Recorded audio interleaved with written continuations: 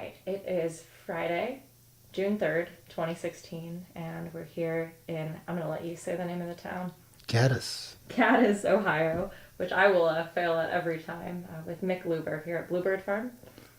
And we are going to be talking a little bit about Mick's role in the rise of the organic food and farm movement here in Ohio. This is a part of the OFA Food, Farm, and Movement Memory Project. So, Mick, just to start us off, can I have you say and spell your full name? Mick Luber, Mickluber. To begin, can I just have you tell me a little bit about where and when you were born? Martins Ferry, Ohio, 1945 in April. Where did you grow up? Adena, 17 miles from here. Can you tell me a little bit about what your childhood was like there? Yeah, I was one of 5 kids. 4 made it. Father was a coal miner. Mother was a homemaker, worked in grocery stores, real active in the community. Lots of friends, lots of neighbors, lots of sports. What was food like for you growing up?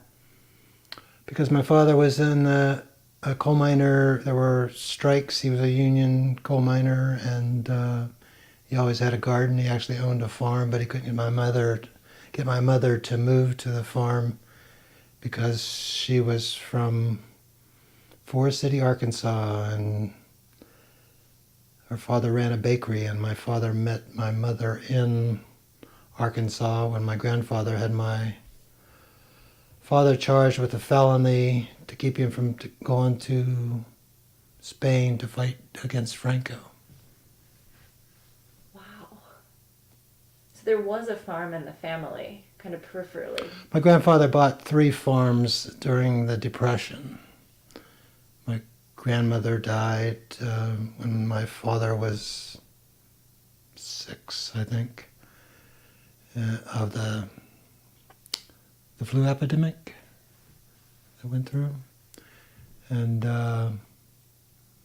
so he was basically raised by his sister. He had an older sister. And my grandfather bought these farms, and he gave one to each of the kids. Well, actually, one was shared between my uncle who lived in Chicago and my aunt who lived next door to us. What kind of role did that farm play in your upbringing? Well, we tortured my dad. He'd take us out there to try to get us to work and stuff like that, and we'd torture each other until he had to take us back home. What were your interests as a kid and up through high school? Oh, we did everything. We played there was tons of kids in the neighborhood. We played baseball, basketball, football, had cabins, had a railroad tracks behind the house and a big empty space. It was just a lot of activity, lots of kids. So towards the end of high school, what were you thinking you were going to be doing with your life and your career? Well, I studied international economics in college, and when I was getting out of high school, I went with a couple of friends to take the test to get into the Air Force, and it seemed like a real stupid thing to do, so I never went to that. So I went to Ohio State University, and it was just trying to be cool. Had Elvis Presley sort of hair, and the first day after going to orientation, I parted it on the side so I could fit in the community. Always trying to be cool. So how did farming enter the picture for you? Well, my father always had a garden, and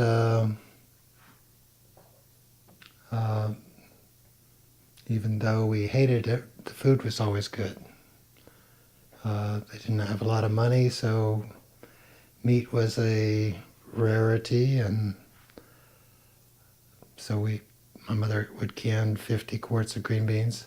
Actually, my mother and father would work together on all those things, and we would help snapping beans. So we had an agricultural experience. And then I moved to Chicago after getting out of college. Had an interview with, I think it was Motorola.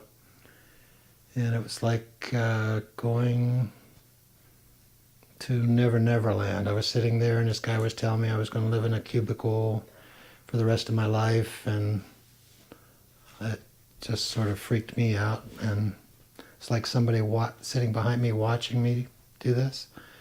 So I got a job teaching school in the inner city, so I didn't have to go to Vietnam and fight in the Vietnam War.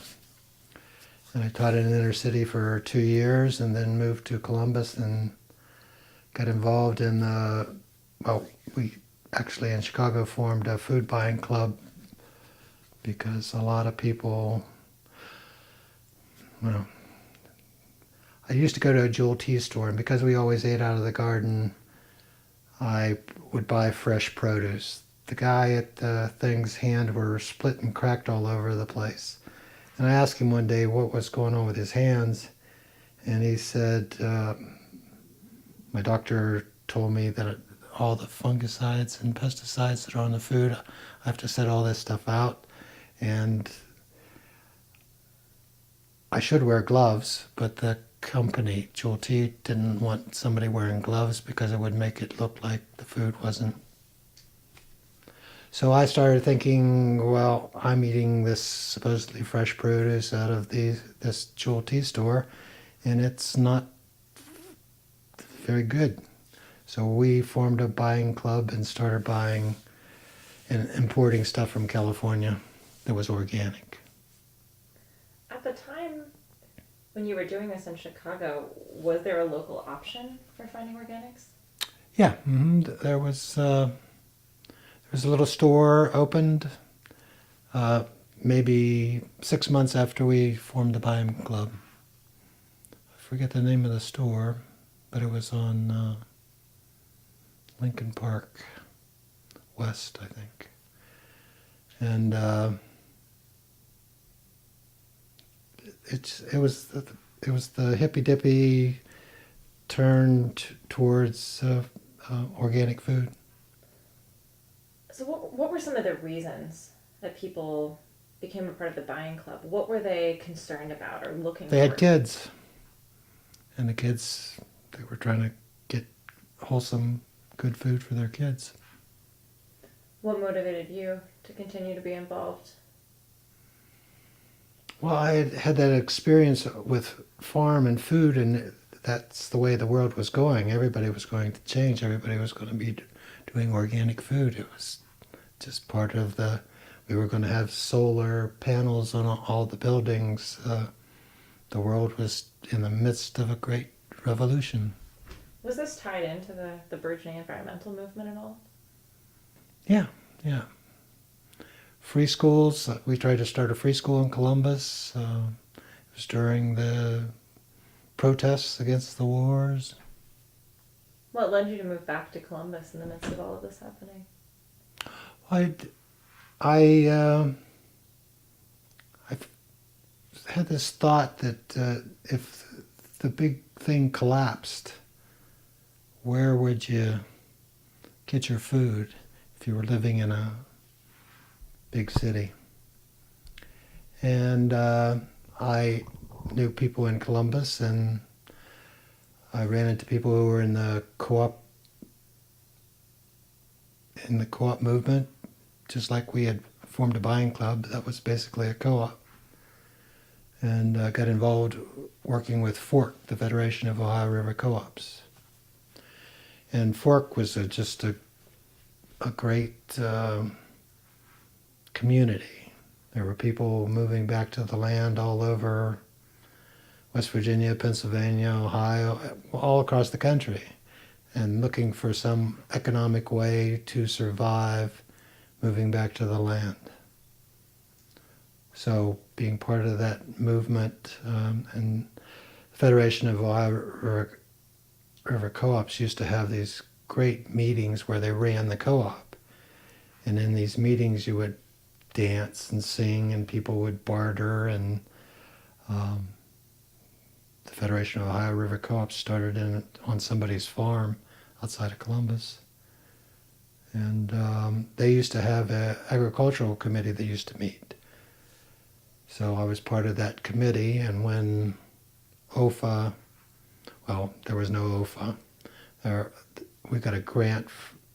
There were some people down in Cincinnati, Rural Resources, who wanted to put together some sort of food movement thing. And I went to the meeting that they had. They had a woman, Maria Duven-Vorden, who was hired by them to sort of form this organization. And I went there basically as a gopher, that I would do anything to make it function. And what did the landscape look like before OFA in terms of the network of farms in particular trying to do this kind of thing? Well, we would have these meetings at various people's farms in Kentucky or West Virginia or Ohio, and it was just a big gathering of people. They would make their own food. They would dance and sing together. It was a community, and that wasn't just here. That was all across the country. I hitchhiked across the country a couple of times. I went to the first, what was it called? Rainbow Gathering. And you could just go any place, and you could run into some people that looked like you and ask them for a place to sleep or food or things like that. Were there challenges to trying to build this kind of food system then in the 70s? It seems like within the world of people doing it. Everybody thought everything was possible. It wasn't like it was some big thing that you had to plan out. We had a basic structure of bylaws. And you could use a set of bylaws for any kind of organization. So if somebody had set up an organization, like we tried to set up a free school, and we used the same bylaws. And when I went to this meeting, Fork started with a set of bylaws, member owned, member access. That's how all these things started. And we used that template for those bylaws and just transferred it to whatever organization you were trying to form.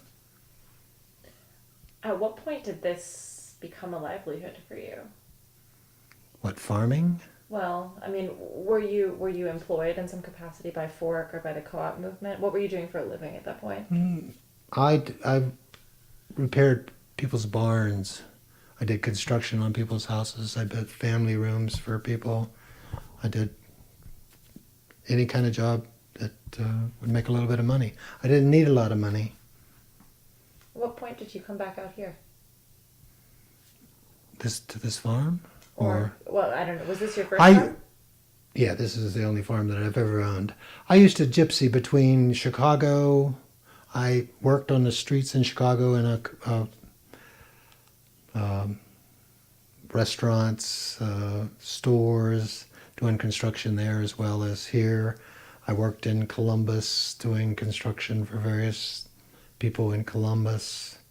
I did it around here for farmers. I just had lots of flexibility and could move any place you want and plug into whatever system was working towards the changing the world. What made you want to settle on your own land? I never really wanted to settle on my own land. We started a food co-op in Martins Ferry, Ohio. When you say we, that's a group of people that now live in Maine and all over the place. We formed a group of people. We used a set of bylaws. We we started in a bike shop because somebody interested in organic food had a bike shop. They had a little section in the back of the bike shop. we started a little meet and greet there where people could come and pick up their food. We knew about the Federation of Ohio River Co-ops because when I was living in Columbus, I belonged to the co-op that started around OSU. And so I knew all that kind of stuff. So two women put an ad in the paper saying that they wanted to form a buying club. So I called them up and met them. And then we met these people from the bike shop. And we opened a buying club. And then 6 months later, we had enough people who had wanted to do this that we started a store. And then we moved probably 3 or 4 places with that store. And I was the gopher. I had a little truck. So I would drive to Columbus, work in the warehouse, work in the co-op. Whatever we couldn't get enough for a bulk order, I'd go to the co-op and pick up for individuals, bring it back, we distribute it.